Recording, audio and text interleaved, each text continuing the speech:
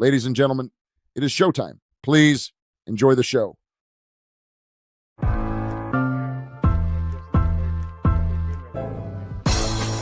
It's the corner where the truth sits. Is this the passing of the torch, right? Is this what this signifies?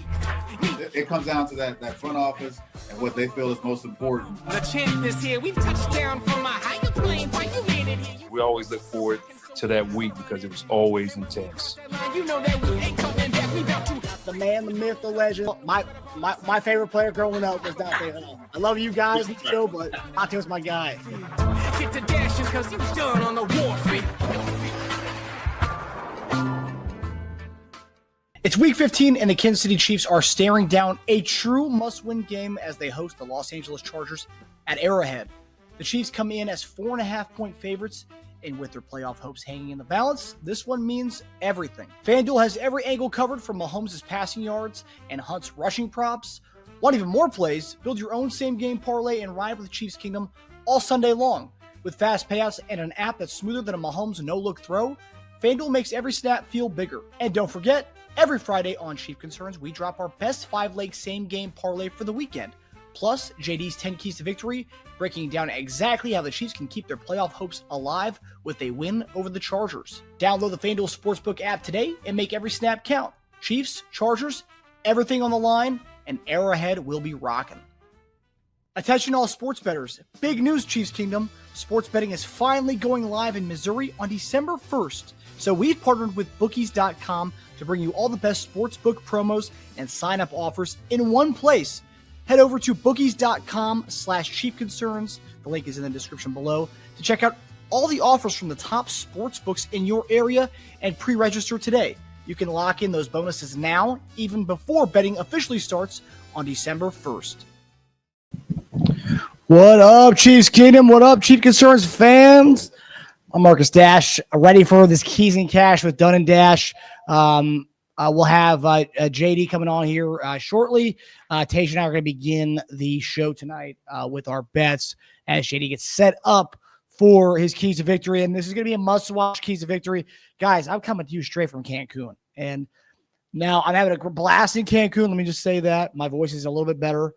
Well, I'm having a blast in Cancun.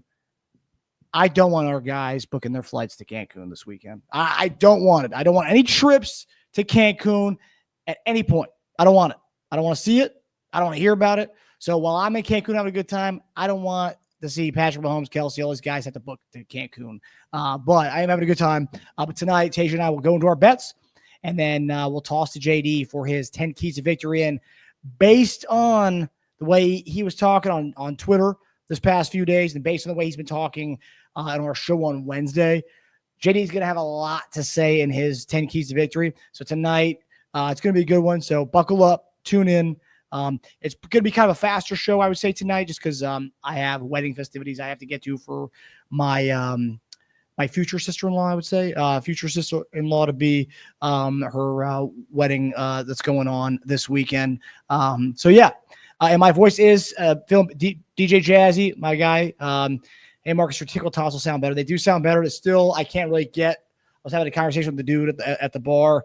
Really couldn't have a conversation. Really couldn't converse because a few times I had to lean in. And he said, "What did you say? Couldn't really hear you." So yeah, not the easiest thing, but nonetheless, the voice is getting back to normal. Slowly getting there. I'm gonna be ready for Sunday night for our Sunday afternoon after our post game show. So yeah, nonetheless, we're gonna get Teja in here to begin our betting show for the week. So let's get him in here. Tej, what's going on, buddy? Yo. How are you doing, man? I haven't talked to you since I left town this morning. That's right. Yeah. You do sound a little better. I do sound better. Maybe some alcohol in me. I will say after the plane ride, we were getting to the resort. My voice is almost gone again. And I was like, oh no. I think there's a lack of sleep, I think. But then I had some water and a little recovery. Yeah. Recovery. Alcohol. Yeah, I had my pineapple vodkas already there ready you go. to go. Yeah. All the senses. A little pineapple juice, a little vodka. I will say they went more vodka than pineapple juice. I like 50-50 or 60-40 pineapple to vodka. That's how I like my pineapple vodkas. like the pineapple juice. They have one. It's probably someone on here knows what it's called. There's like a famous shot you can ask for in Mexico. Oh man, Famous shot. Yeah, like a shot. Yeah, like an alcohol shot. No, I get it. Oh man, what's it called? Yeah, It Josie. was really good. I was like, whoa, these are great. I'll try to find it. It. Yeah, Josie, that's exactly what it is. Killing the germs. And I gotta say, this is my road mic or Chief Concerns mic bag, mic flag here. I gotta say, I kind of like it. I gotta move around with the mic and talk. I kind of like that. I feel like I'm at the sitting ringside calling a boxing match right now. Yeah, you figure that out, and we'll get to it. Jazzy D, ETOH to numb those overworked tonsils. Haha. Yeah. Appreciate it, Janae Reigns. So yeah, guys, like I said, Teja and I are going to get to the bets right now, and JD's going to come on by the time we're done with this to do his 10 keys of victory. And then we'll get out of here for the night. Let you guys enjoy your Friday. Let me get to wedding festivities that I can't avoid, guys. Nothing more. I'll tell you, Teja can attest. It's Cancun, but I didn't want to go to Cancun. I like my Wednesday nights. I like my Friday nights. I like talking to you guys for 2 hours on end with no end in sight. But sometimes duty calls with familial stuff. So I had to do this, and the show's got to be a little bit shorter tonight. We're still going to give you about an hour, but show had to be a little early tonight because of familial things. But the fans on this show would gladly go to a resort in Mexico, I think. Yes, but I want them to know that I would rather be on the pod for 2 hours with them talking football, Chiefs football for 2 hours. That's sweet. Instead, I got to talk about football to people who know nothing about it. It's like, yeah, Travis Kelce's done, huh? It's like, dude, like, is that all you know? Like, God, it's annoying as hell. Josie, at least duties are at resort. At least duties are at a resort for F's sake. I don't know what it means. You know what it means, Tej? At least duties are at a resort for F's sake. I mean, I'm assuming he means like it's a good place to have to fulfill duties. Oh, that's true. No, that's true. 100%. 100%. Yeah, for real, dude. Again, it's a team sport. All day, baby. All day. All right, so here's what we're going to do. We're going to get to our bets for week 15. I can't believe it's week 15, man. It's really like that among everything. Like I want to spend my Friday nights with you guys, but among everything else, the fact that it's week 15 already, nothing makes me more depressed than that. Nothing makes me more depressed than the fact that it's week 15 already, and our chances are getting slimmer and slimmer by the week. So yeah, let's go over our bets for the week. So last week, Teja and I both went 2 for 5. Rashee Rice, 6+ catches did not hit. Woody Marks, 14+ carries did hit. So yeah, and even with him getting hurt, he still hit that. Kareem Hunt, 36.5+ yards rushing, did not hit. He had 30. Under 44.5 did hit. And then Kelce's 4+ catches did not hit. On the other side, I went 2 for 5. Chiefs money line, not hit. Dalton Schultz, 4+ catches did not hit. I thought it was going to easily hit. He had 3 catches. But you'll see in tonight's bets, that kind of fluctuated my tight end bet. Nico Collins, 60+ yards receiving. That did hit. Mahomes, 30 yards rushing, which I knew he was going to put the team on his back. They did try to, at least. And then Kareem Hunt, 14+ carries. They stopped it. This dude had 10 carries with like a quarter and a half left to go that game. And I looked at Teja. I'm like, I actually might get the 14+ carries. And it was like, yeah, he should get it. I'm like, well, I was like, yeah, he should. I was like, this is also a team that will abandon the run in a heartbeat. And they did. A lot of shoulds in that game. It's the should. It's the season of the shoulds, man. It is the should season. Yeah, Janae Rand's good. Hurry up, the season is drunk. Yeah. No, you're right. Okay, so yeah, it's the season of the shoulds and the ifs, which is unfortunate for all of us. And Teja and I both being tied at 37 and 64, which is still a pretty good betting percentage overall. However, we'd be in much better shape if the Chiefs were, because we're pro Chief bettors, as we talked about, Teja, like last week. But like we're pro Chief bettors, and that's kind of reflecting in our overall output of 37 of 64. Yeah, still good percentage. It's above average. Well, it's about 60%. Yeah, close. No, Like wait. what 50% is like borderline pro. So Yeah. We are professionals on this thing, come on. We're getting out some winning we're weeks here. professional Chief fans. We're professional Chief fans. That's a good way of putting it. All right, so without further ado, enough of this nonsense of me talking and rambling, guys. We're going to go to Teja's Week 15 bets against the Chargers. Teja, take it away, buddy. Okay. So most of these I'm going to have stats behind. Other ones, just pure gut. Okay, so Rice, 6 catches, averaging 6.5 catches this season, and has hit at least 6 catches in 5 out of 7 games. Rice also averages 9.5 targets a game, and the Chargers have given up at least 6 catches to 8 out of 9 receivers who have had at least 8 targets. The only one who didn't get that was Devontae Smith. He and Rice are very different receivers, so it's not like it's a carbon copy issue. So Rice, 6 catches. Herbert, 20-plus rushing yards. So Herbert is averaging 32 rushing yards per game this year and has reached 20-plus in 9 out of 13 games, and he had 32 versus Kansas City in week 1. That was enough for me. He's just running a lot more this year. I was going back to previous years. I'm like, man, he's running so much compared to recent years. Kelce, 4 catches. So first off, I'm looking for a bounce back from Kelce. He had a really, really rough week, and I think everyone knows if Mahomes watched his show with his brother, he knows he needs to pick me up. So he might force a little bit there just to get him going again.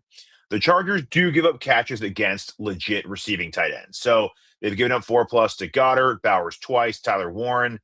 Guys like Johnny Munt didn't get the 4. They faced a lot of bad receiving tight ends this season. So the ones that actually do have receiving chops got it.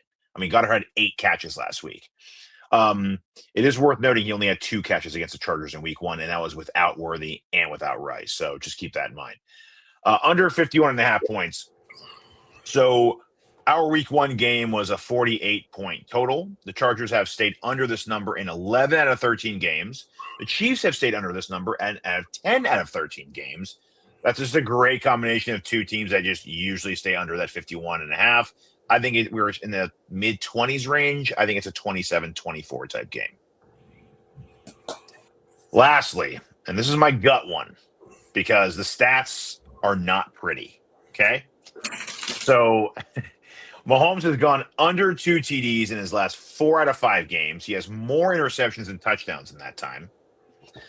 We wonder why we're not in the playoffs right now. Bleav it or not, he has not had a 2 TD game all season. He's either had 8 games of 1 or 0 touchdowns, or 5 games or 3 or 4 touchdowns. Crazy. I was looking through his stats. I was like, wait a minute. He hasn't done 2 on the dot all year. It's crazy. So on the flip side, the Chargers have only allowed 2 QBs to have 2 passing TDs. Daniel Jones and Geno Smith. Only 2 that have had 2+ passing TDs against them. They've also forced 8 interceptions in their last 4 games. So you'd think I'd be taking the under with all this, and I may have just convinced myself, but I am going to go away from all the trends and say Mahomes will get at least 2 touchdowns in this game. My only gut bet of the week, and it's a big-time gut, too. So 25 to win 225. Well, I was curious. I mean, I get it. We all have vibes and stuff, and when we pick some of our bets. But what is the reason? Just because of the fact that there's a lot of talk about him looking done, like online and stuff. I mean, what is the? I mean, I'm just betting against him having one of his worst stretches of his career continuing. I'm betting on Mahomes, the player, and the career more than I'm betting on 2025 cold streak Mahomes. Season on the line. A lot more GOAT status on the line right now. Not for me, but for a lot of people out there, and he's getting it right now from all angles. I just think it's a really big game as far as getting us out of a rut. I mean, even if we lose, we got to come out fighting. We got to come out with this is like, I know we've said must win, I think for the past 3 weeks, but this is it. This is to have any shot of scoreboard watching. Like right now we're at the point where we win. We still have to scoreboard watch every week. Like if this doesn't happen, scoreboard watching, it's all done. The whole thing is done. We start looking at mock drafts, and I've already started. So don't, but it's big time draft season once we lose this game. And if we lose this game, you're gonna be seeing them on the plane on the way back. You're gonna be passing them on the sky if we lose this game. Yeah, same here. Yeah, I mean, the two plus passing touchdowns is an interesting one. JD, what do you make of Teja's bets here? Let me see. Rice 6+ catches. Okay. Considering the Hollywood Browns not going to be playing, that's okay. That's okay. Herbert 20+ rushing yards. Obviously, we've seen it against the Eagles. Him take off on those guys. But they were generating a lot of pass rush just with the 4. And so he was kind of, that's why he was kind of taking off. With us, I think we'll do a little bit more of kind of blitzing where we won't really have those lanes to run. But I think, 20+ rushing yards, I could definitely see that. I was actually shocked when he took off with the Eagles. I was like, look at this dude run. And so freaking giraffe. Yeah. Joker right there, baby. So I could definitely see 20 yards. I see him maybe try to take off on a few times. I think we just had to, just stay in the lane, just make sure he's not going to do that, especially after what we've seen against them the other day. Kelce, 4+ catches. I do Bleav that's going to happen. I know you said he only had 2 catches the first go around, and I think it's part of the reason why we lost the game as well. It's because we didn't feed Kelce, and that was a mistake. Kelce he's somebody that's on fire. He's here trying to make amends from what happened in the game last week. He felt like he let the team down. So I think you could really lean on him in this game to get things done. And he's always had great games against the Chargers. He just has. So I don't understand why the very first game we didn't really go to him. Actually, I do kind of, but that kind of goes to the bigger point of where we are right now. Under 51.5 total points. I do Bleav it's going to be under 51.5 total points. Mahomes 2+ passing touchdowns. Oh, so I actually like that bet. Actually like it. I do. It's pretty good odds for that bet too. It's like even money pretty much to take it, which is pretty rare for over 1.5 passing touchdowns for Mahomes. Yeah. I think we kind of try to dice them up a little bit when we get down, within the in the red zone. So I definitely do see that, maybe possibly the 2+ touchdowns. It's not bad. It's not bad bets. Bet $25 to win $225. Okay. All right. All righty.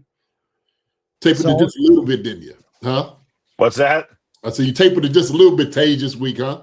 Just a little bit. Just a little. Okay. Yeah. Yeah. Yeah, it was actually a weird week with lines because, usually some of the things I take usually get me some good juice because mine's only a little bit better than Teja's as far as payout wise. And I'm taking some of the similar stuff that I usually take. Yeah, part of it is I probably would have been worse, but it's probably pretty good because I'm taking it under plus a lot of plus stats. That's true. Even though it's a bot under, it's not I think the real line's isn't 42.5. Yeah, it's 41.5, 42.5. Yeah, it's pretty low, man. It's pretty low. Yeah, I mean, with where I'm at game wise, without the score, what would you say it was? What is it? The line? 42.5, I think. Okay, I'm slightly above it. Yeah. So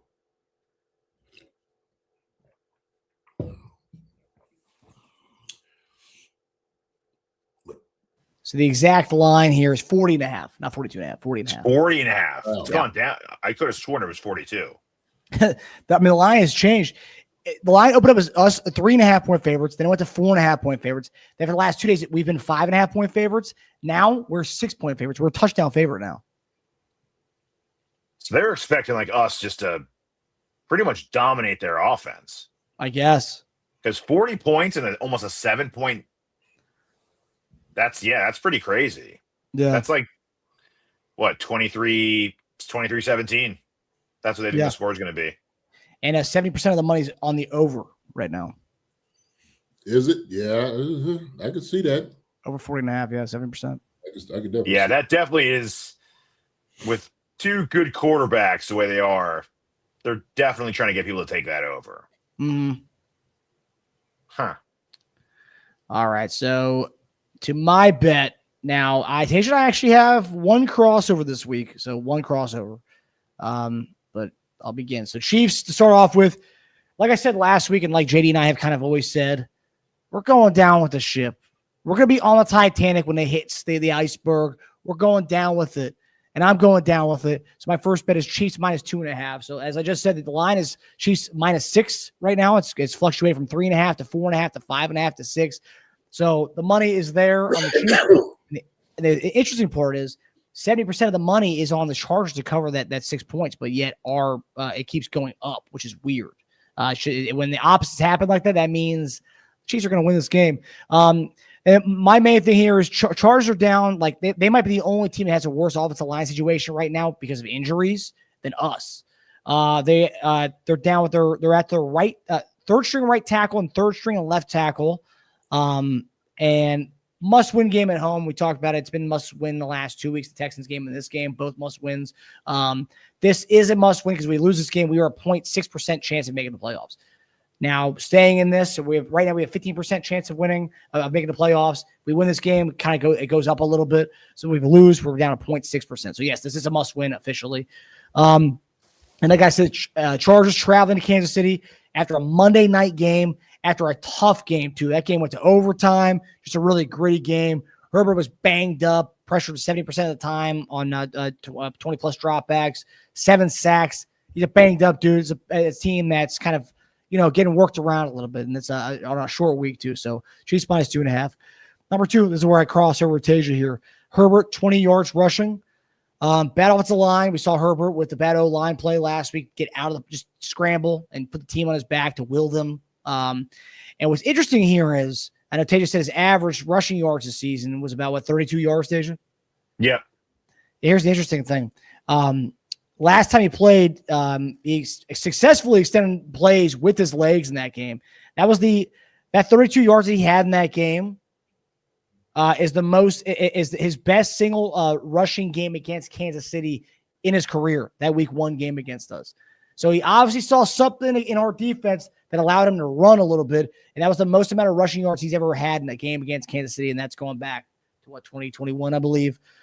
So yeah, I think he saw something in our defense that makes him want to run it, especially now. You're down your third string right and left tackles. I think he's going to have to do more running if he wants to do anything in that game. And I Bleav he had a 19-yard run was his longest. That was the one where Chris Jones went inside and he went outside, and that was a 19-yard run there. So he would have had it pretty much on that run there. So yeah, and I'll say this: the quarterbacks that we've allowed the most rushing yards to this year goes Trevor Lawrence with 60-something yards, Lamar Jackson 48 yards, and then Justin Herbert 32 yards. So he's the number 3 highest rushing quarterback against us. So for the most part, been pretty good against quarterbacks rushing this year. But Herbert happens to be the number 3 overall. Number 3, Travis Kelce, 40-plus receiving yards. That's been a betting trend that we've pretty much honed in on this show. 11 of 13 games this year, Travis Kelce has eclipsed 40-plus receiving yards. In the week 1 game against the Chargers, while he only had 2 catches, he had 47 yards receiving. So he would have cleared the 40 yards receiving in that week 1 game. Going through the history of the Travis Kelce versus the Chargers, in 21 games against the Chargers, he's eclipsed 40 yards receiving 15 times. So 15 of 21 games in his career, he's eclipsed 40 yards receiving. So the history is there to back up this bet as well. Just a recent trend, last 2 games against the Chargers, both tight ends have eclipsed 40 yards receiving. That's Goddard.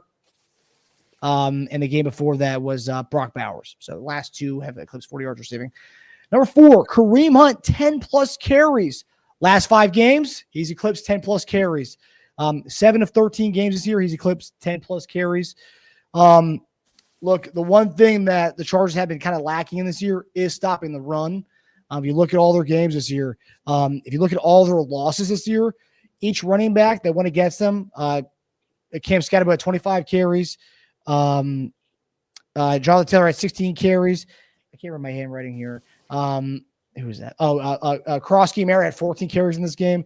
And then against the Jaguars, both Tootin and Etienne both had 15 carries and 19 carries. So when teams commit to the run against them, they win and they beat them. So there was 4 losses. They allowed those guys to kind of run on them. And if you just look through the whole season, even the losses they had, I mean, when teams commit to giving the ball to the running back, they do well against this Chargers front. I know it's a solid defense, but they have some weaknesses against the run. I mean, look at through the season. I just mentioned all those guys. Dobbins, 11 for 83. I said Scatterbo went 25 for 79. Krosky Mare, 14 for 111. A-Chain, 16 for 128. Jonathan Taylor, 16 for 94. Tony Pollard, 10 for 156. Jalen Warren, 14 for 70. And I mentioned Tootin and Etienne both had 15 for 74 and 19 for 73. So, yeah, and then Saquon this past week, 20 for 122. I know a lot of different types of running backs, so it's either a bruiser running backs or speedster. Doesn't matter. Running backs, when they get touches against this team, they're getting yards. So I think this is something that Andy's going to have to go to. It's what we've been saying for the whole year, broken record on this show. But get the ball to the running backs, and I think Kareem Hunt, 10+ carries. I think it's a pretty easy bet. Should be. And then last one, JD's boy, Oronde Gadsden. JD, in the pre-draft process, he said this is one of his favorite tight ends in that draft, and he's been great this year. Last few games he hasn't been really getting the targets, but overall this year he's looked phenomenal. I've had 3+ catches, and I'm basing this off of Ladd McConkey, Keenan Allen, Quinn Johnston, Will Dissly were all in the injury report this week. I think all are going to play, but Quinn Johnston's still questionable going into Sunday. But all those guys are in the injury report, and also too just overall our kind of weakness against tight ends as far as stopping them from catching balls. And I guess a weak offensive line they have, I can see a lot of checkdowns to their tight end to Gadsden. It's 3+ catches. But if you look at our last 10 games, 8 of the last 10 tight ends have had 3 or more catches against us. 8 of the last 10 tight ends have had 3 or more catches against us. So going to the trend that I've been kind of attacking the last few weeks with us not being able to stop tight ends from catching some balls. But yes, that's 25 to win 237.50. JD, what are your thoughts? Okay, I see you, Marcus. So Chiefs, they get 2.5. That's definitely going to happen. I Bleav that. Herbert, 20+ rushing yards. Same thing you had, didn't you, Tej? Yep. On this. Let me ask you all this, right? Y'all both made this bet, okay?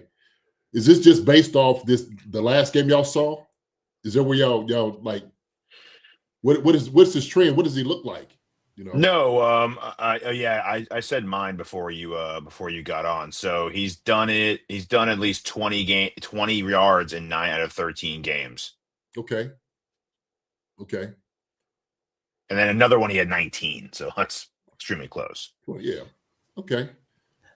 I'm basing it on a lot of week 1 against us, and that was something that he saw, and because again, he's never run for more than that in the game against us until week 1 of this past season. And I thought he saw something that he could kind of exploit, much like Trevor Lawrence did when we played them. I think they see something they can exploit. And last week was another example of him doing that. But again, can we get pressure for this week? I mean, against third string right tackles and left tackles, I hope so. So there could be a possibility of that too this week.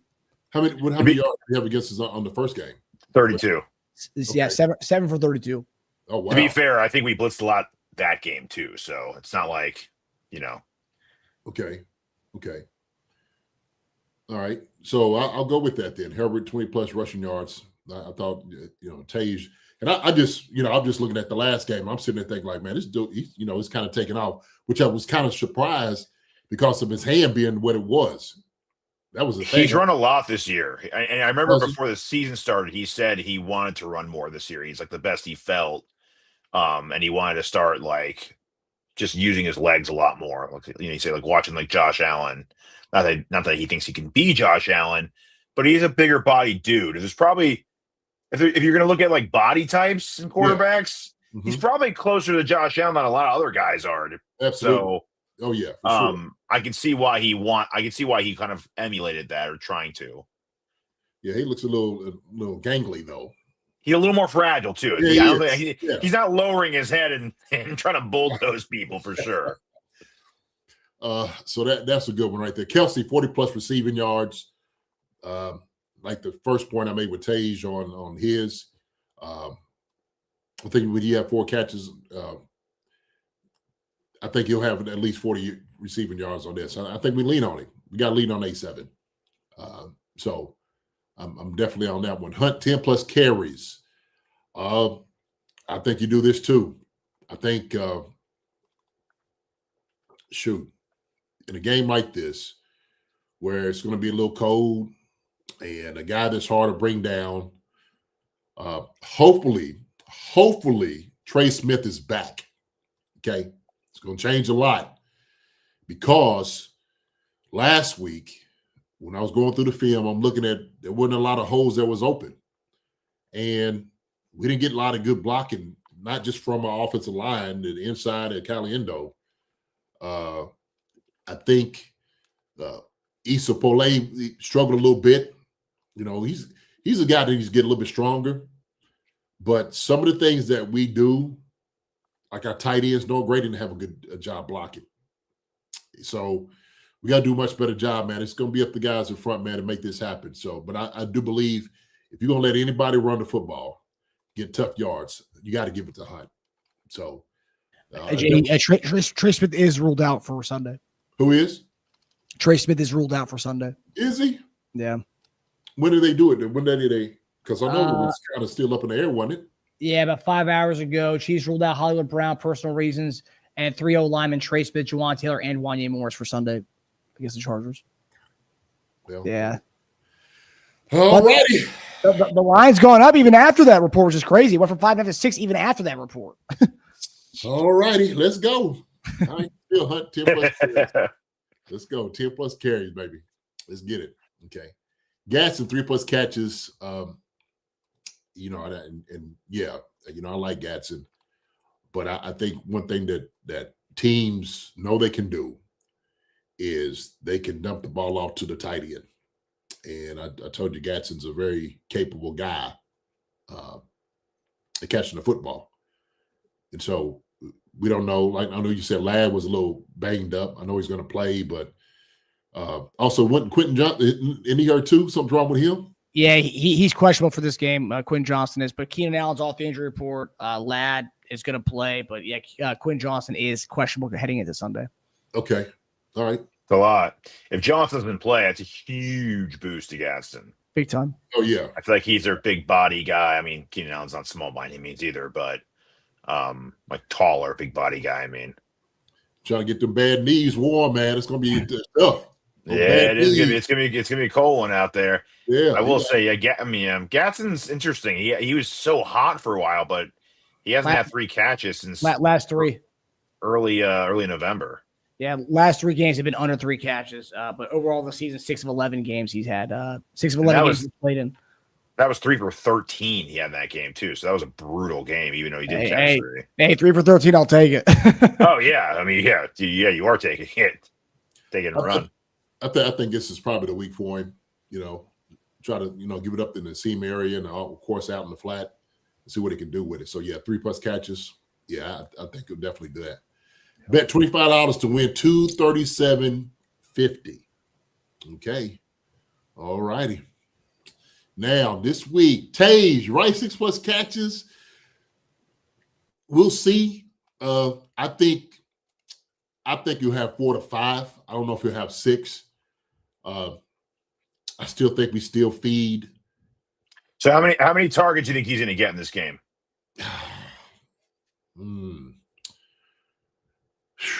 I think he'll get at least 8. Okay, so the stat I said before you came on was in the Chargers have given up 6 catches to 8 out of 9 receivers that have had at least 8 targets in the game. Say it again. The Chargers have given up at least 6 catches to 8 out of 9 receivers that have had at least 8 targets in a game. Wow. The only one who didn't was Devontae Smith, and they're like not at all the same type guy. So Yeah. Well, just throw it out there. Yeah. So even with those targets, I'm thinking, I don't know, man.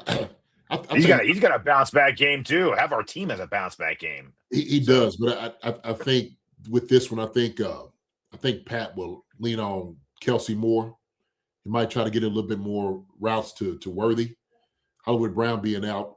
I went back over the game, man. I tell you what, this past week, with all the type of noise that's surrounding everything right now, with the offense and whatnot, I went back and I watched a couple of games. I actually watched the Rams play.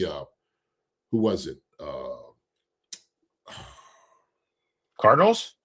Yes, watched that game, and I just look at offenses.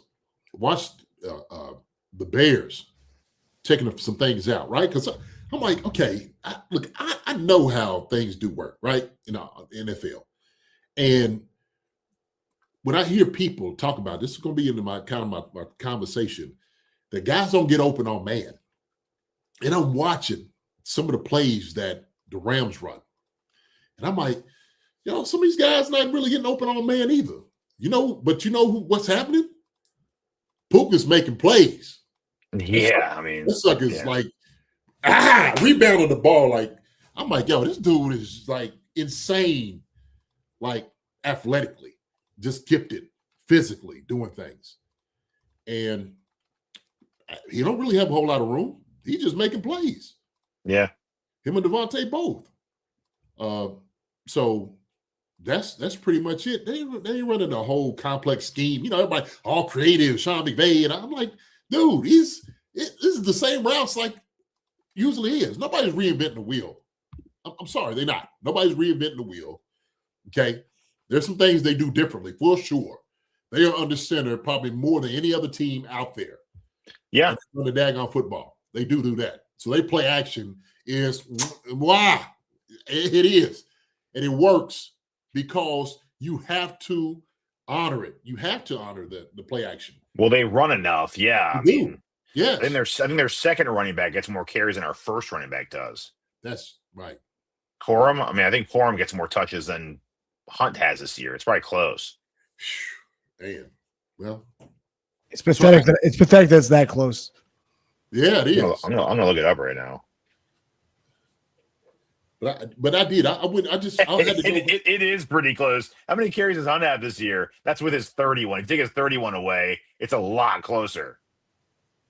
Are they within 25 carries one another? What's Hunt at? You want me to look it up? I'll look it up. I was gonna guess. I mean, he has 7 of 13 games where he's got 10 or more carries. Okay, I mean he's yeah. It's funny. It's like almost like a 30. It's like that 30 carry game was big for him. Okay. He's 40. He has 41 more, 142 to 101. Wow. And this is with Corum having 2 games with 1 carry each. Wow, that's nuts, man. And Hunt having a 30 carry game. So if you give him his normal like 12, and then give Corum like 7 each for those games, which isn't a lot, it's really close. Mm-hmm. It's crazy, man. Wow. Corum's good though. Yeah, he is. Good for them for giving guys touches. Like, hey, when you have 2 talented guys in backfield, you don't give them less. You give one guy more. Right. Hey. If you're averaging 5.4 a carry, you're like, shoot, man. I know it sucks for fantasy owners who have Kyron Williams, but the Rams love it. Right. If guys being successful, man, feed the beast. Why not? Yeah. Yeah. Now he is good. He's a good running back. I like it. They got a type out there. They got a type out there with the Rams. Yes, they do. All right. So then we finished up with yours. The Rice 6+ catches. I think he was somewhere around there. Herbert 20+ rushing yards. Y'all sold me on that. Kelce 4+ catches. I do believe that's going to happen. Under 51.5 total points. I'm definitely there. Mahomes 2+ catches.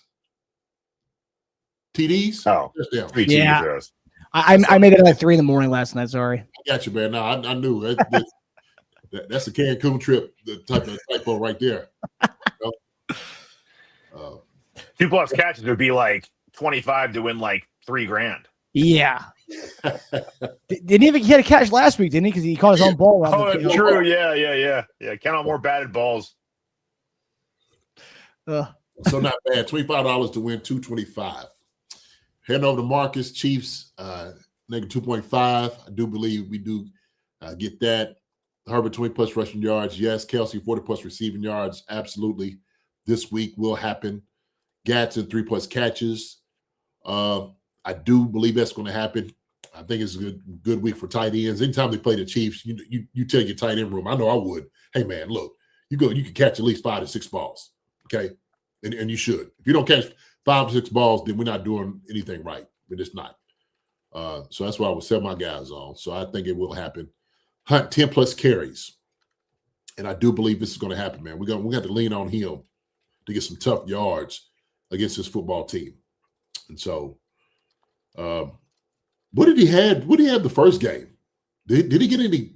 I think he had I think he had 5 or 6 carries. That was one of his few games where he didn't have 10+ carries. Oh yeah, that's got to change, man. Bet 25 to win 237.50 on this. And so with this being said, I'm looking over this. The one that tickled my tonsils more this week. I'm gonna have to go with Marcus. Marcus, I'm gonna go with yours this week. Okay.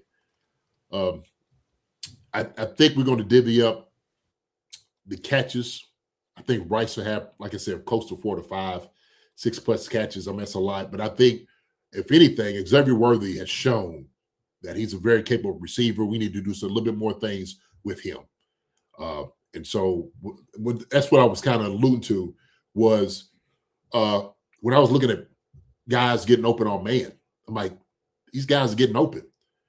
Xavier Worthy ran a great a bench route, 7 route. Set him up, man. It looked beautiful.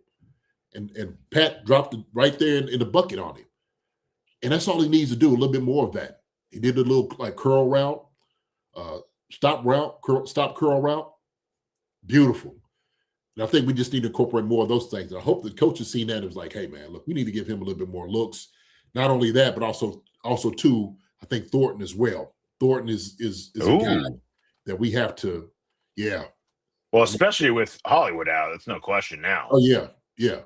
So that's got to be your core group of guys, Rice, Worthy, Taekwon, Juju, and, hey, man, I know they say get Nico ready, but I mean, Jalen Royals. I was going to say, is it Royals time? It's Royals time. Why not? Shoot, what are you waiting for? He might have to step in and be our Juju next year if we don't re-sign Juju. So get him ready. Get him ready now. That's right. So see what you got. Yeah, we might get a little juice. You're down a guy. It's not like you're benching someone for him. No. Yeah, to the Worthy point, I did like their usage of Worthy last week because it wasn't, we talked about it post game, it wasn't so much gimmicky type stuff. They're actually utilizing him in more routes than just 9 balls or like, quick little drags and stuff. So like I was glad they were able to utilize him a little bit more. And I hope to see more of that. Like, let him run some hitches, let him run a lot of different other things, let him do a lot of different things. I mean, because that was one thing, he was a good receiver coming out of college. He wasn't just a burner. He was a fast guy, but like he could do it all. He had a route tree. Because I remember we talked about it when people were pissed off when we drafted him in our post-draft first round show. I remember you went over like this guy only ran like 9 deep balls last year. He does everything, guys. He's not just a deep threat. No, yeah, and that's been our problem is when you start putting him in a box. And look, this, and the way we look at him, and this is what it's very important that people understand this. Is when you do have certain systems, you look for your guy to fit into your system. And so the things that he had, obviously his speed and some of the reverses and things that he could do fit exactly what we wanted. Okay. But I know Andy's seen Deshaun Jackson and those guys like, hey man, this is what Worthy can be. So why not bring him here so he can do a little bit more of that? So he's just not a gimmicky guy, like you said. And so I think, with the intention we had at the very beginning was we wanted to push the ball down the field. And I think it says it in, obviously, with our stats, the EPA and all those different things. But when we get into where it's situational football, when it's third and something or short, I don't think we get into the more practical things that we should be doing. And I think that's been part of our mistake. So, Yeah. Also, some notes on Worthy too. Worthy's had, I mean, his line's 4 catches pretty much. I think it's like 3.5, but for 3 catches, it's minus 204, which, it's not the best odds, not a lot of juice, but he's had 3 or more catches in 9 out of 10 games this year and 7 straight. So 3 catches for Worthy with Brown out is a really, really good bet at this point. He's also had 55 or more in the last 3 games straight. And I think his line, 40 yards for him is plus 115. So it's pretty good. I mean, you can actually get some good value on Worthy. A Gadsden 3-catch bet, Worthy 3-catch bet, and Kareem Hunt 10-carry bet with the Chiefs money line. I like that. Yeah. Sign me up. Y'all throwing different numbers around to me now. I'm like, okay. Like the odds of, I get, what it is, plus 15 or 200 and all those different things. I'm sitting there like, how did they get to that? That's why I'm just trying to, where do you get that figure at? Yeah, it is weird how they do come up with that stuff. Mm-hmm. Especially when it's something like that, 3 catches, which seems like a pretty easy bet. Easy. Right. Yeah. They got the game script, JD. It's fixed. It's rigged. Well, yeah, it's the script. My fault. Handing it off to those guys. What am I talking about? I should know this. I should know. Yeah, you were part of it. You were in on it. I was part of it. So, yeah. So. All right. So now we're going to transition to the keys to victory. So, JD, you're going to set up and we'll toss to you. Sounds good. All righty. Hey, guys, be ready for this one. I think this is going to be a very good keys to victory. If you guys been following JD's Twitter account this week after his Wednesday show, he's been on a tear. So get out of JD's way. What? Me? Stay out of JD's way at all costs. Oh, man. Be pretty docile today, man. Okay. Tone down some, okay? Okay. Yeah. All right. We'll see y'all in a minute. I'll see you in a second. So, yeah. I like that. I might take a Worthy bet. Sounds good. I might have to send you some money because I can't bet. I can't bet here. I want to do that. I want in on that. You do. Oh, you like that? 3 catches, 7 straight. Pretty good. Well, I liked what I just cooked up there. Gaston 3 catches, Hunt 10 carries, Worthy 3 catches, and then Chiefs winning with 25 stones on that thing. Get a lot of stones back. I don't know if you get that many stones back, but you get some stones back. Let me see it. Let me see how many stones you get. Yeah, let's do it. Let's count stones. Let's do it. So JD is setting up for his keys to victory. As I've mentioned, JD's been on a tear this week on Twitter, engaging with a lot of fans like he normally does, but calling out the people who think they know offense. It's always interesting when people try to go at JD about offenses and whatnot because, like they played freshman football back in the day. They think they know more offense than guys like and the thing is, it's not just JD. It's Mitchell Schwartz. It's Garrett Dieter. It's a lot of these football players that everyone's saying, like Andy's still a great play caller, and you have people who, they got what? I was gonna say, dude, I played with freshman ball with a guy who went to camp with a guy who played D1. All right.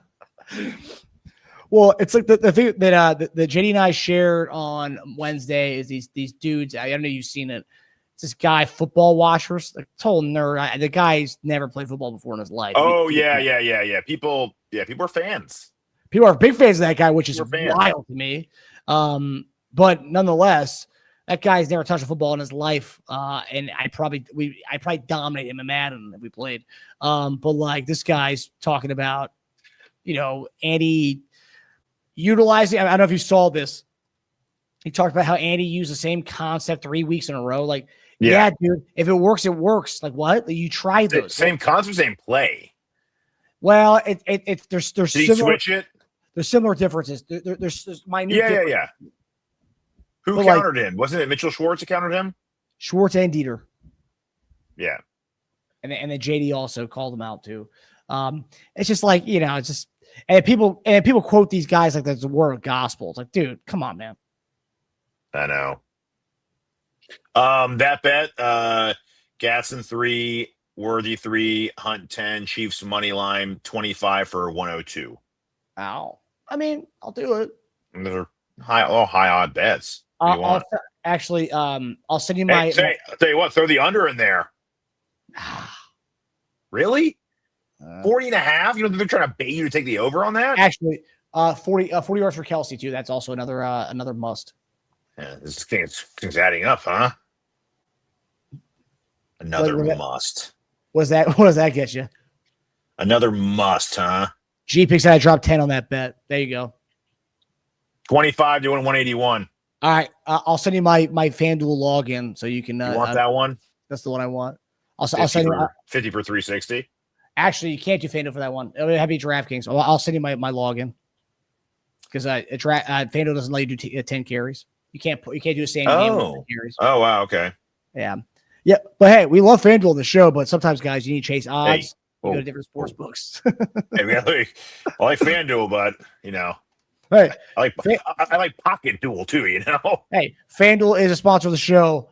However, sometimes there's things they don't offer that other sports books do. Yeah, you're out of the grid sometimes. Just because you're a McDonald's guy doesn't mean you want a breakfast chicken sandwich. You don't go to Chick-fil-A for that. doesn't mean you're anti-McDonald's. Just means sometimes you want chicken biscuit. Optimistic James, go get Kingsbury. Marcus knows Veach. Okay. I like really. Kingsbury. Yeah, I like Kingsbury. However, I don't want to switch what we have going on. I mean, if it gets to a point where like, oh man, Mahomes is broken, like sure, bring in his quarterback, his coach from back in the day. Sure. I don't think he's broken. And the people who want Kingsbury but also want us to run the ball, guys, they have a less under center rate than we do. They go under center the least amount of teams in the league. So yeah, I think. Yeah. Go ahead. Sorry. No, continue. The more stuff I've seen online about people wanting an outside voice, it has less to do with Mahomes. It has more to do with wanting someone to kind of give another take out of play than Reid. From what I've seen, that's most of what I've seen. It's less about Mahomes. It's more about getting someone with an outside voice to Reid, who's not just a yes man.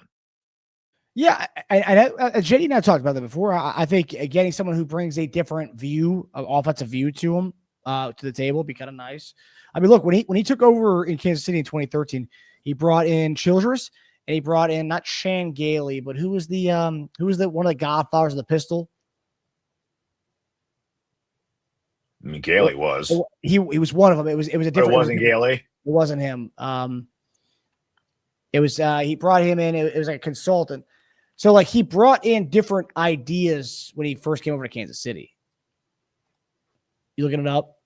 Yeah.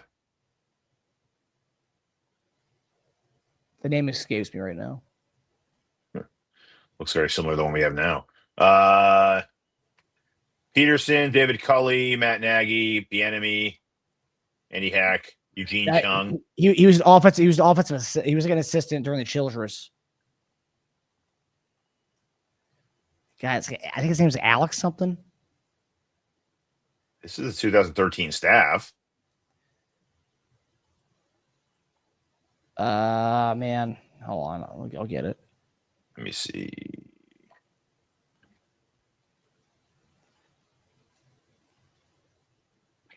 Not having my normal setups really bother me. Offensive coaches: Peterson, Nagy, Brad Childress, Mike Frazier, Corey Mathau, Eugene Chung, Tom Melvin, Andy Hack, Eric Bieniemy, Matt Nagy, Doug Peterson.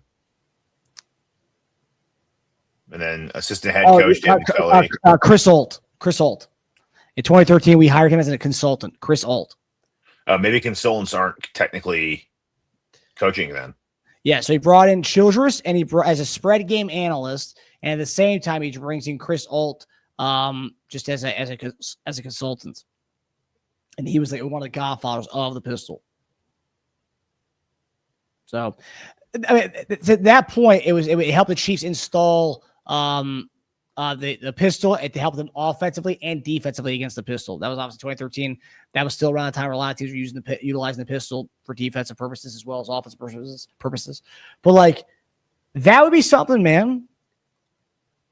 I mean, like, I'm not saying to change up everything, but even bringing in a consultant or something to like just give you new ideas, give you new brainstorming. Like, sure, Kingsbury, like whatever, bring in an air raid guy. I don't care.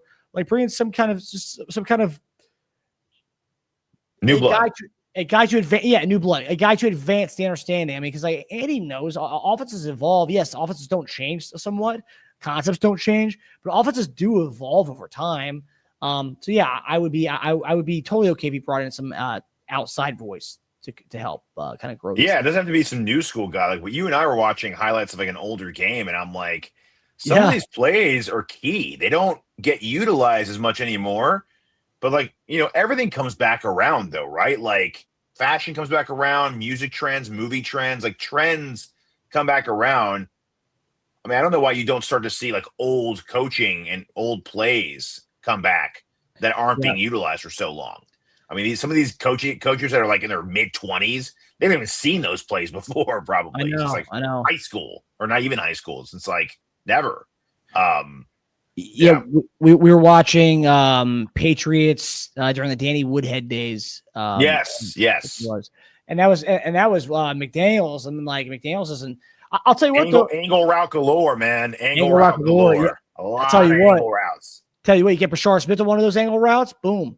And that's the thing too. Like we saw a lot of those angle routes from Bashar in like preseason. We haven't seen them in all regular season. I don't understand. I don't get it. But like there's just plays that McDaniels, Josh McDaniels, not Mike McDaniels. Josh McDaniels did with that Patriots team, which were like pretty solid.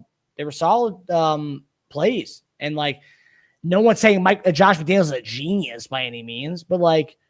Just bringing someone with a different kind of background, I guess, would be nice. It doesn't have to be the next big thing, some Rams assistant coach. It doesn't have to be that. No. And that's just as a consultant or something, it doesn't need to be a guy on It could be the OC too, sure. It could be, yeah. But I mean, hey, Matt Nagy will probably get the head coaching job in Tennessee, and we'll have to find. What about Dougie? That's JD's boy. I think JD would welcome Dougie P back. What about old names? I think Chief has to be upset by that, but I would love that. I would love to have Doug Peterson back. Yeah, I'd be fine with that. I mean, it's independently of Andy Reid, he's a Super Bowl winning coach, and a play that he drew up with a Philly special. I mean, come on, that's gonna live in the lore for the rest of the time in the Philadelphia Eagles world. So yeah, I would love Doug Peterson back. I know some Chief fans wouldn't be a fan of that, but I don't understand. But and even bring Bieniemy back too. I think Bieniemy brings a different type of right. Like it's sure people could maybe say, oh, it's another Nagy, but no, he's bringing some kind of backbone back to the offense. Some accountability back to the offense, I would say too. Whereas you'll get in your face if you make a bad decision. You'll get in your face when you come back to the sideline. So that's just something that, like, sure, is it that far away from Nagy? No, but also at the same time, he's bringing something to the table that Nagy doesn't do, and that's holding these guys accountable in the sense that you'll see it on game day. We'll get in these guys' face. I think I've yet to see Nagy get in anybody's face on the sideline. Yeah. No.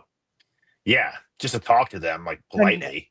It honestly seems like Nagy's like a substitute teacher who wants to be the friends of the players. That's what it looks like. I got that vibe a little bit, yeah. Or like one of the assistant coaches who's also a teacher, so he's like cool with the guys. Yeah, exactly. One of those guys, totally. Yeah, lets the guys on his team just talk to him about like game planning in the front, like everyone else is doing work. Yeah. I get that vibe from him too. I had a few of those in high school. Yeah. GP. This is what I've heard a lot. Bringing in Alex Smith. Honestly, that'd be. Well, you don't like that? You wouldn't like that? Pretty experimental. What to do? What? Quarterbacks coach, maybe. I would say. I would say with OC. him. No, I would say with him potentially being like a what do you call it? A consultant. I mean, I think if he's going to do it, I think he wants to get his coaching career started. So you put him as assistant coach and something. I don't see why he can't be a quarterback coach. He sees things out there. Smith is a mind for sure. Yeah. And he's a guy. He's an outspoken guy. And it's someone that Pat listens to. So I'm sure Pat wouldn't be against that either, right? Oh yeah, that's his boy. So yeah, I don't. Yeah. Michael Kittle says, I would be good with Peterson or EB. Both would say something to Coach Reid when they don't agree. That's true. Yeah. Someone fresh. I mean, I don't know.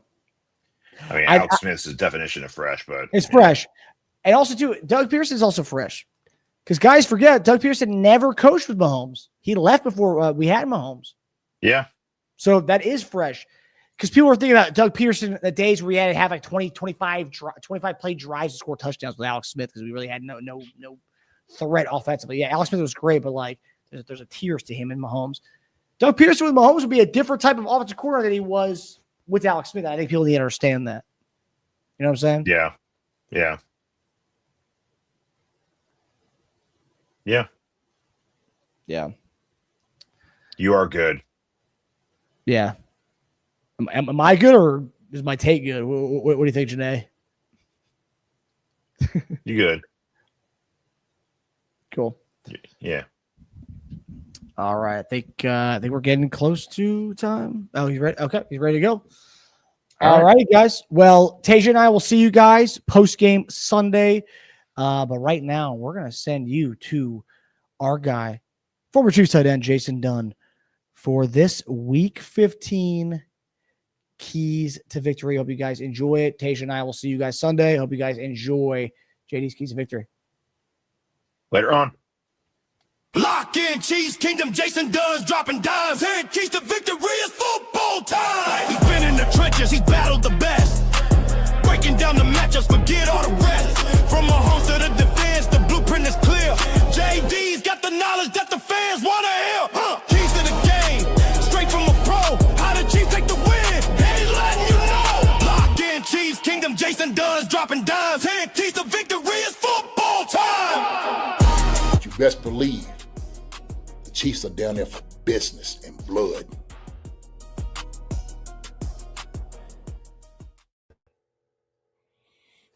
What's going down? It is another episode of Down in the Dungeon with your boy JD. Now, let me see. Let me get this thing right here started. This week, and Marcus was kind of talking about it, that there's been a lot of grumbling. If you see me on Wednesday, I came out with a rant, was telling that I'm pissed off. And a lot of that pissed off has to do with the belly aching, a lot of the discord, the lack of confidence in some of the things that we do offensively. Where we are as a team right now, sitting at 6-7. Here to play the mighty Chargers. One of our biggest opponents that we've had. We lost to them week 1. But my anger has not been quenched, hasn't been satisfied. I'm still pissed off. One of the things I asked, I don't know if y'all follow me on Twitter. One thing I asked on Twitter, and it's like one of these things where you talk about tribalism and, it's the pile-on season right now. The Chiefs are 6-7, and every joker out of here that has an opinion decided to pile on. Every person that has played Madden or watched football and armchair quarterbacking has made a statement about who we should have here as offensive coordinator, fire Andy and fire, Conor Embry and get rid of. It's all about fire everybody. And one of the things they said about our offense, one of the words they used, and I asked this, I said, why does this word keep coming up?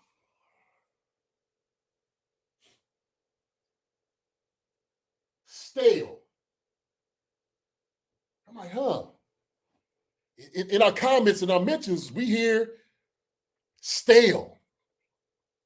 And one just in our comment section, every little social media post and people talk, they use the word stale, right?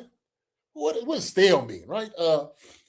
Having lost freshness, effervescence, and palatability, lacking originality or spontaneity, ineffective or uninspired, usually from being out of practice or from having done the same thing for too long. That's the meaning of stale. And I was sitting here and I was just thinking, like, you know what? Everything's stale now. But it wasn't quite as stale when we were winning conference championships. It wasn't quite as stale when we're winning Super Bowls and going to Super Bowls. What didn't lose its flavor and its taste until we actually started getting to a point where we're not winning games. And if you look at it, we're still ranked up there with the best of them. Like tops in the league. But because everybody's used stale, we lack, the creative, I think, genius or thought process that gives us wins. We want to go and look everywhere else, right? The grass is green on the other side. Look at these other teams and look at these guys, and our wide receivers don't get open. They don't win on man. And what it did is I had to go back and look at a few games, and not just our games, but I had to look back at some other teams, right? That people would point to and say, look at them guys, right? The grass is green on the other side. Look at the Rams and Sean McVay and the things that they run and all those. And I'm looking at them like, you know what? Some of those wide receivers out there don't get open either. One traditional things, curl routes, go routes, basic shallow crosses, really no difference. Personnels might look a little bit different. Now, obviously they got Devontae Adams and Puka Nacua. Puka's just he's a physical presence. So when you look at that, and Devontae Adams runs great routes, but I'm actually checking our guys out. Last week, same thing. Our guys don't get open, and oh my gosh, we suck against man. And all I seen on film, I'm like, well, let me see. Here's man right here. This guy's open. Man, this guy's open too. Pat's missed a few guys. This guy's open. And then we had a guy that was in the basement, sort of like where I am in my studio right now. And he's going over the film like I usually do. And he's talking about the philosophy that Andy Reid has. I think Andy's losing it. I don't know what's going on with Andy, but this is why it's been down this year. And I'm sitting there looking at it. I'm like, the 4 plays you bring up, the philosophy you bring up, is actually working.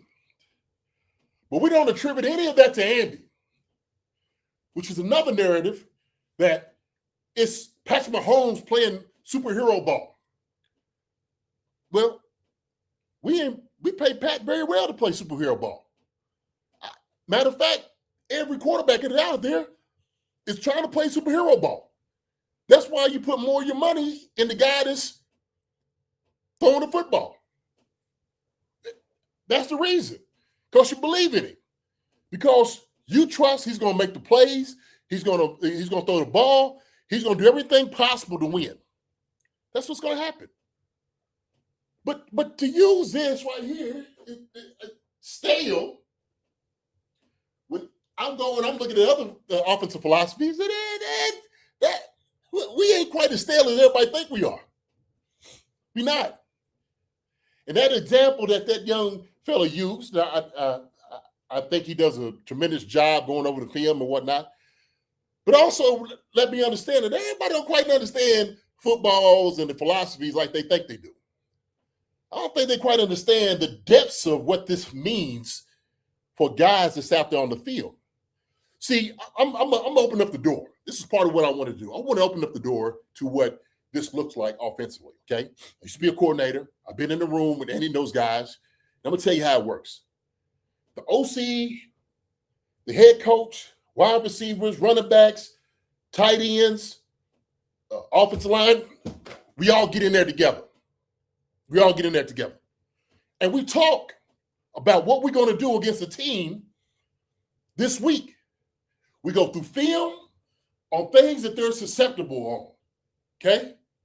And this is a deep dive. This is why we practice every single day. And then we go out there based off our philosophy of what we want to do, and we go attack said defense, okay? And there's certain plays that actually work based off any defense that they run. And not only did we just look at the defense, we look at the man defensively. We look at the person and the player. Is his weakness in backpedaling? How does he look in cover 3 or cover 1 or cover 2? Is he taking the keys like he should, or does he bite on certain routes? See, those are the nuances that we go into when we speak about these things out there. So Andy's just not running plays just to be running plays. We're doing a deep analysis and dive into what this looks like every single week. And they start this during off season, every single week. And so I'm trying to open up the door a little bit to help people understand, like, this, we're not playing Madden. This is not Madden out here. We're actually doing some full study, full analysis on what works against certain teams and their tendencies. What is our strengths and what are their weaknesses? How do we take advantage of those things? Andy's just not looking at a board. I'm just going to write some plays down. This is what we're going to go with. There's depth to this. It really is.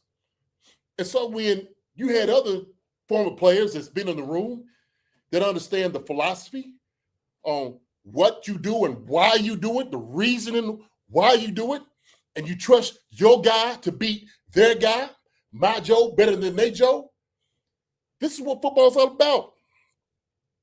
This ain't checkers, ladies and gentlemen. This is chess. And so you're playing a game out here that sometimes plays will work and sometimes they won't. But what I have seen in the course of these past years is this falling off, if you will, from what we have been going through. The success that the Chiefs has garnered over the past few years is second to none in this organization. It really is. I just want to say that first. See, we've known misery and we've known suffering over the years. And this Andy Reid era and time is not that. There hasn't been no suffering or misery in the things that they've been doing. And what a great coach does is they utilize the weapons that they have and get the most out of them. That's what they try to do. And so this is a long game here that's being played.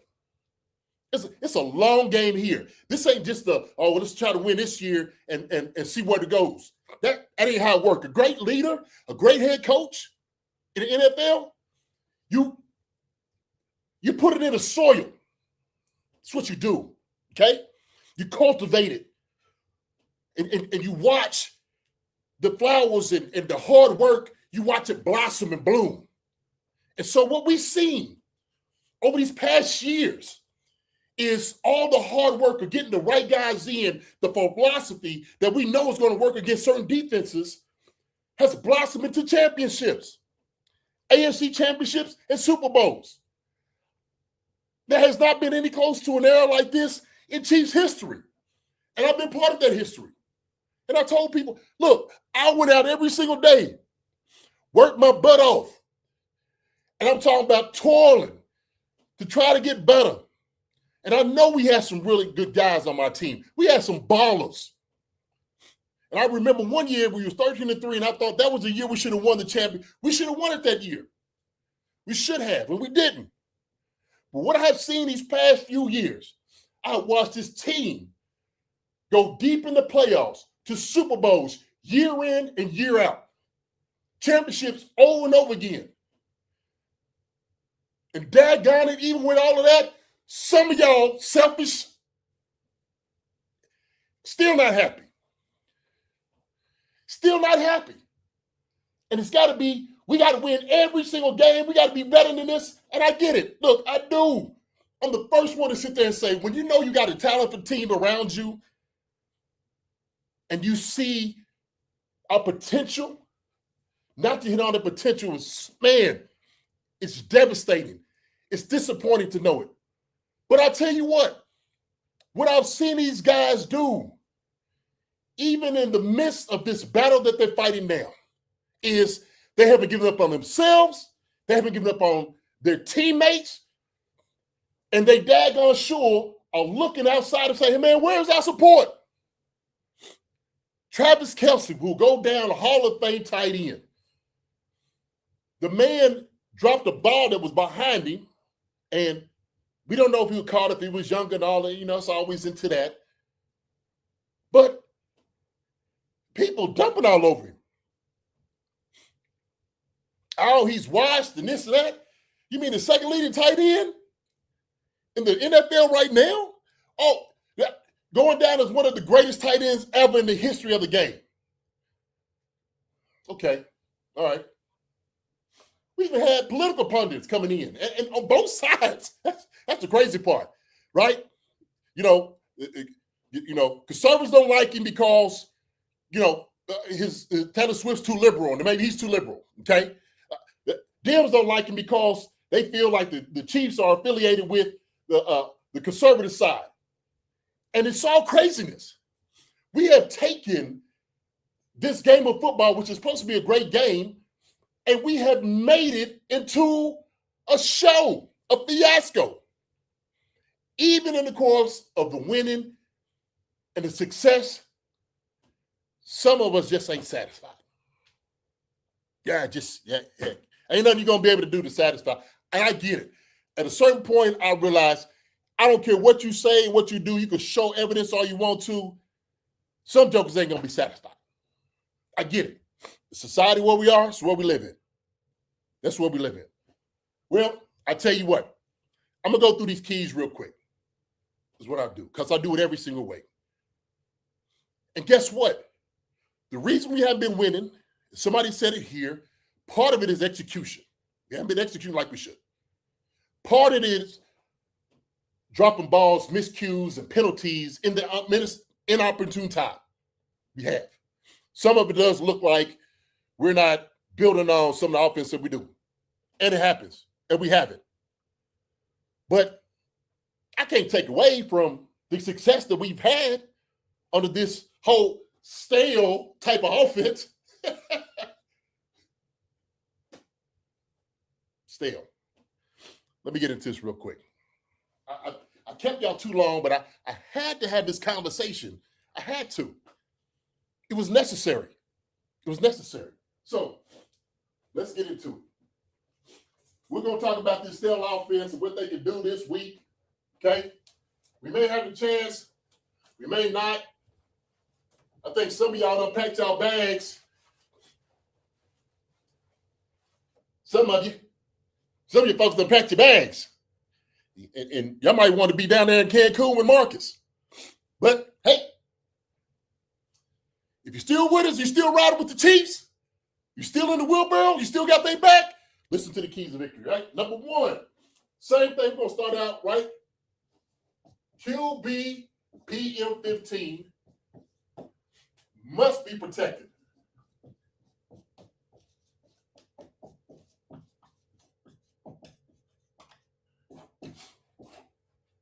And I got Trey Smith and those guys back. We still got the guys that was backups, came in. Easter Parlay did a great job.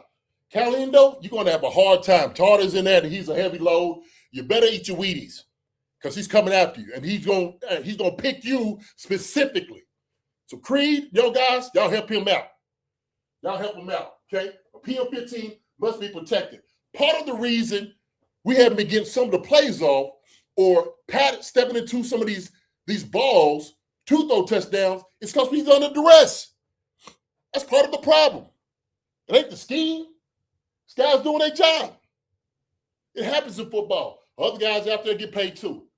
Number 2 thing, hey, said it all week. Say it every week. No different.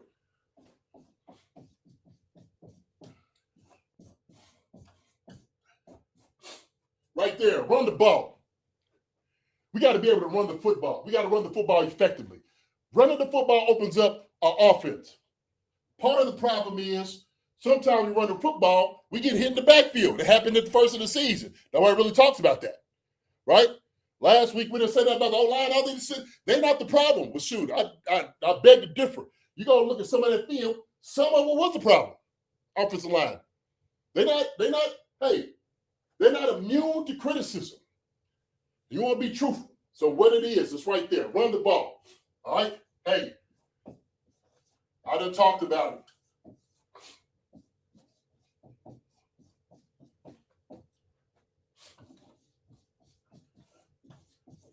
Some people are on top of it.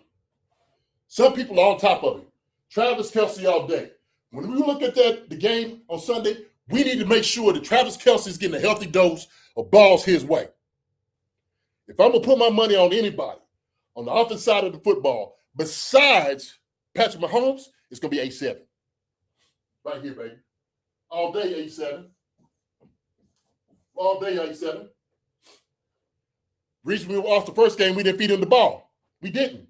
Why? Because we wanted to go up top. That's where our offense was going this year. That's what we're looking for. We came in saying we're going to push the ball down the field. And guess what we left in the dust of 8-7? Okay? Lost us a few games. Can't do it this week. Number 4 thing. Woo-wee.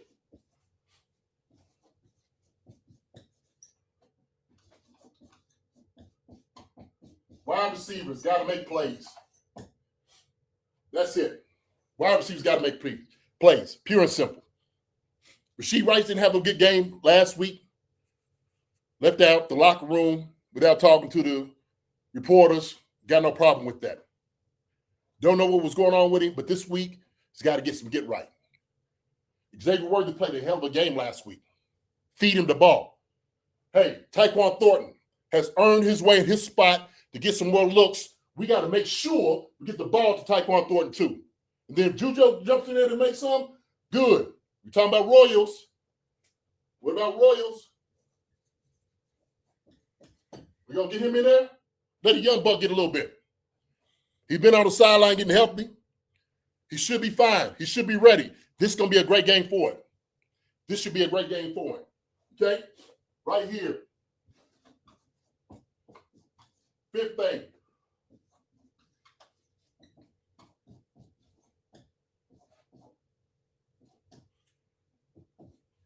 Got to score some touchdowns. At least 4+ of them. Got to score some touchdowns. Okay? Got to score TDs. We do a good job of getting down there, and then all of a sudden, something goes off the rails. We don't go in, call the wrong play, get a penalty. That's been our story the entire year. It has been.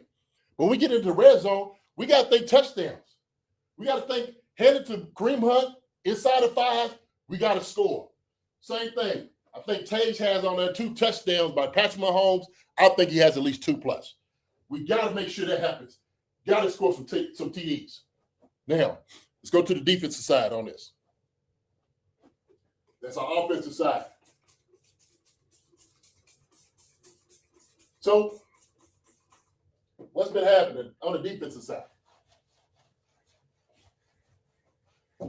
Defense has been kind of up and down on a few of them, but they've been pretty consistent on what we see.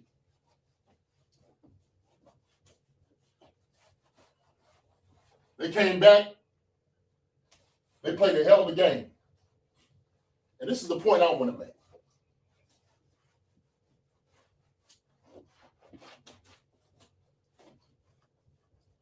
make his play. Andy Reid just not the head coach of the offense. He's the head coach of the defense and special teams. So if those guys are playing well, that's because Andy knows who to get in there. He knows how to talk to Spags. He trusts those guys. So a head coach manages the entire team. These have been team wins, not just on the offense, but team wins. It takes a special coach to put special talent together to win.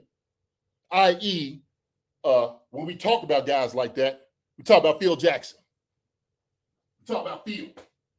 So he's up there with Phil Jackson. I want y'all to understand, with his body of work and his history, he's up there.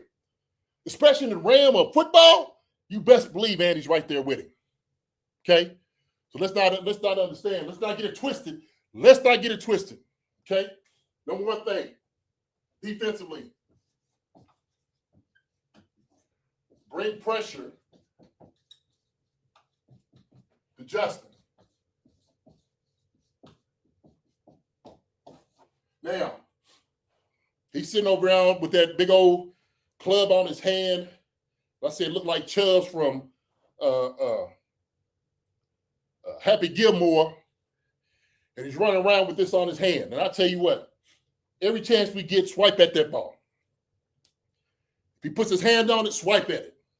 This hand right here ain't going to be feeling too well. Put your hat on him, but we got to bring pressure on him. The reason he was able to take off running against the Eagles, because they used 4 pass rushers, opened up some lanes, and he knew the coverage. That's why he took off running. If we bottle some of that up, he ain't got nowhere to go. Let him run to the outside. He don't like running out to the outside and take off running. He don't like doing that, running up the middle with his long self. That's what he likes more than anything else. Number 2, what we have been doing these past few weeks, hey, we need to generate turnovers.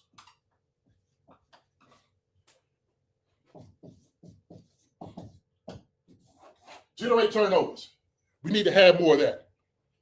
Part of our problem is we're not getting turnovers a game.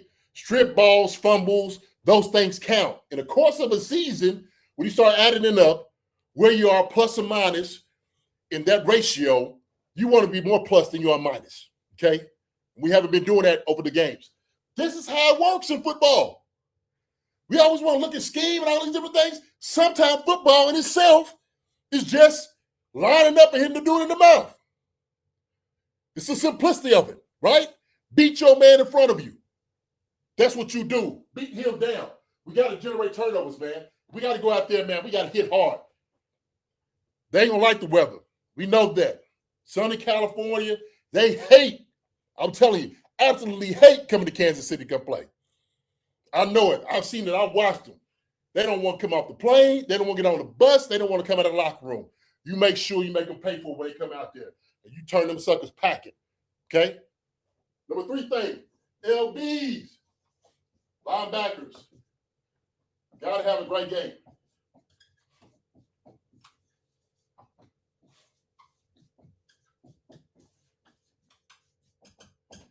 I think they graded out a B+ this last week. They did a tremendous job. Tackling, putting guys in position, running down who they had to, Stroud. Now, we know Gadsden's a very talented tight end, and he's sneaky good. So we got to make sure we are coming out there form tackling, covering everything in the middle as well. We can't let Ladd McConkey, if he plays, or which he is, rule over the middle. That's got to be our realm. We got to make sure we have a great game from our linebacker core.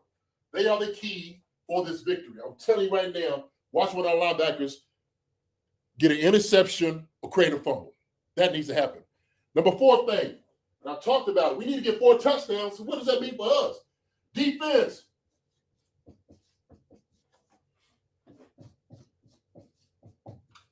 Keep them under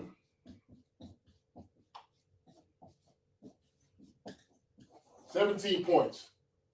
I said that's going to make this. It's always going to be our key right now. Keep them under 17 points. That's what has to happen this week, very next week, for the rest of the season. We're going to win this out. Our defense got to keep every team that we play under 17 points. It's got to happen. Fifth thing, I always leave for our special teams. Dave Toe got up there, and the man didn't lie. He said our special teams not so special. We haven't been making plays like we did in the last years. We are actually kind of bad.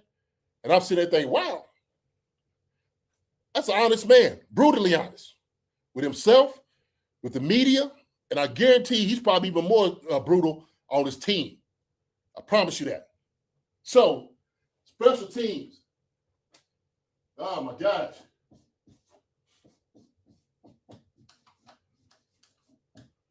I'm just going to ask you this. Don't hurt us.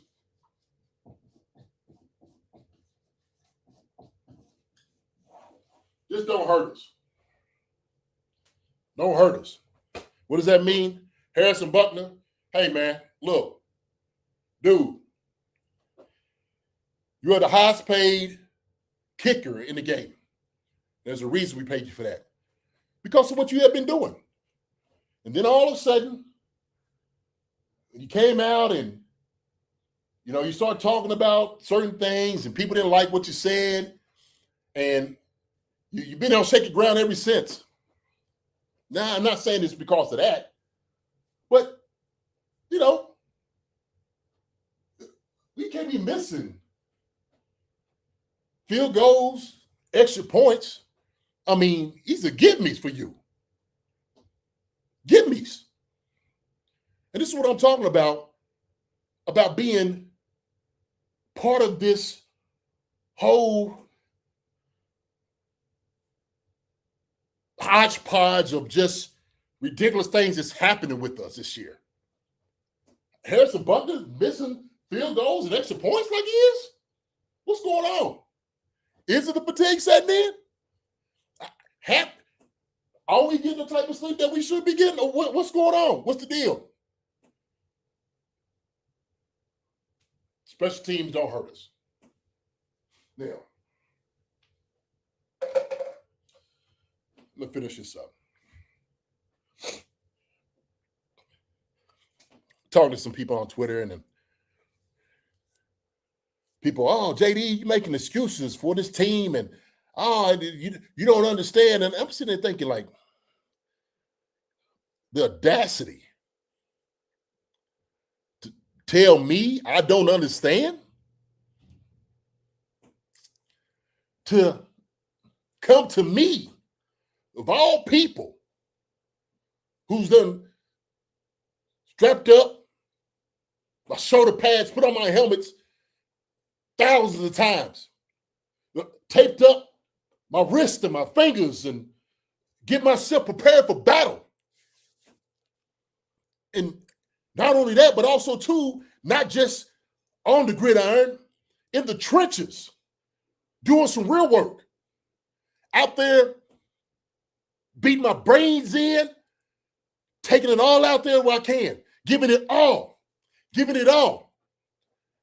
Oh, JD, you don't understand. I said, man, I dare you. Don't come to me with that. I don't know. I don't understand. I done been through as much you could possibly go through in a league. From losing seasons to winning seasons,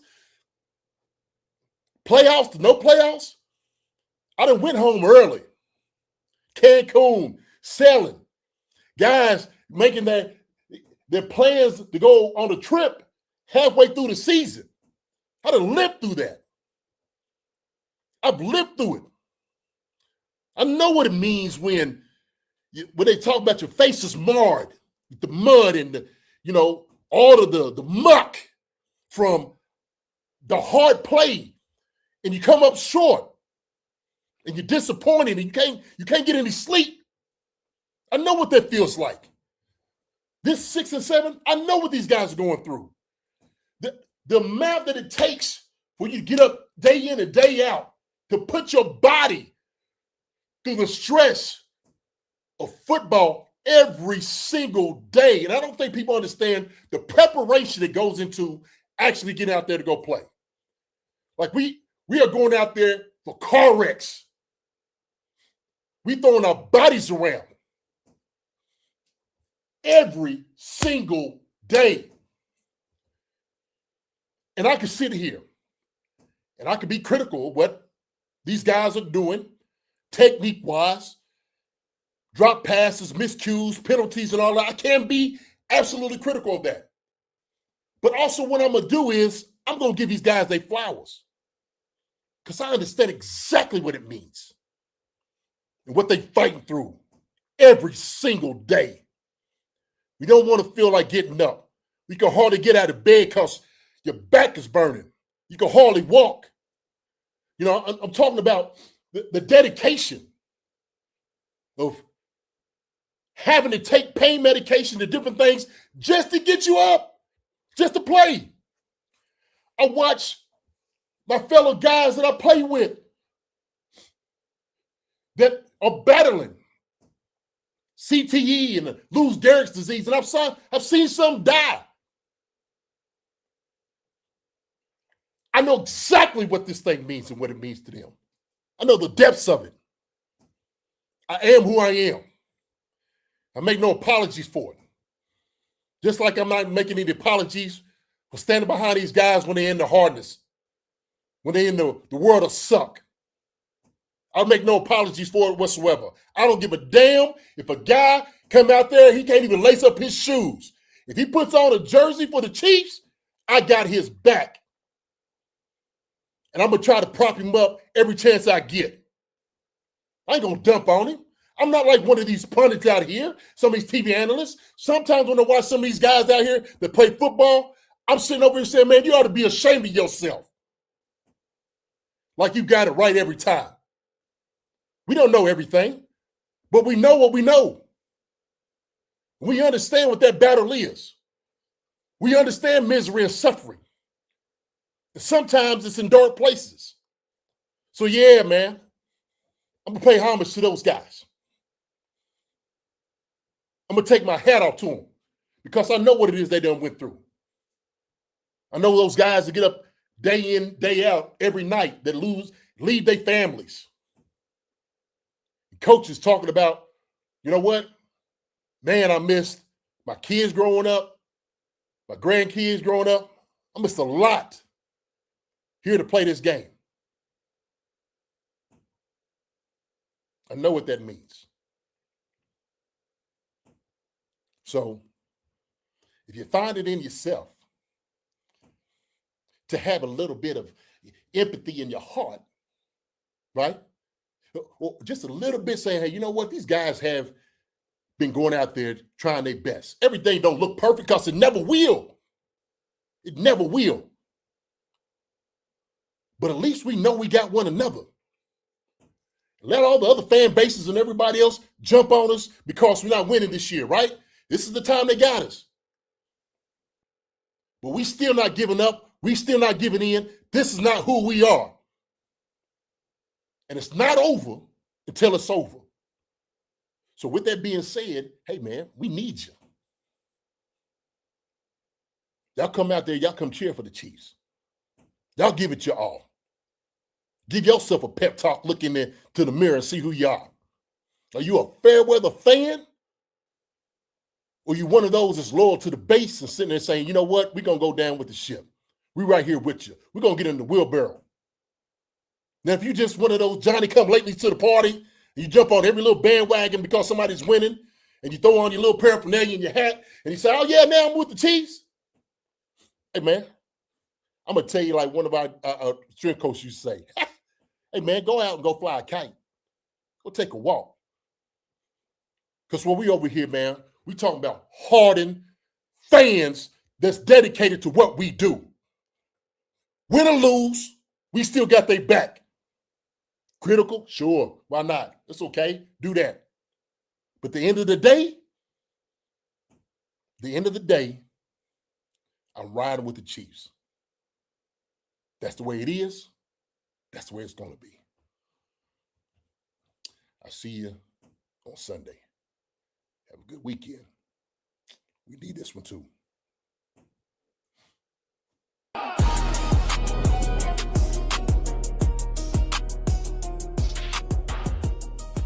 Hi, everybody. Thanks for watching.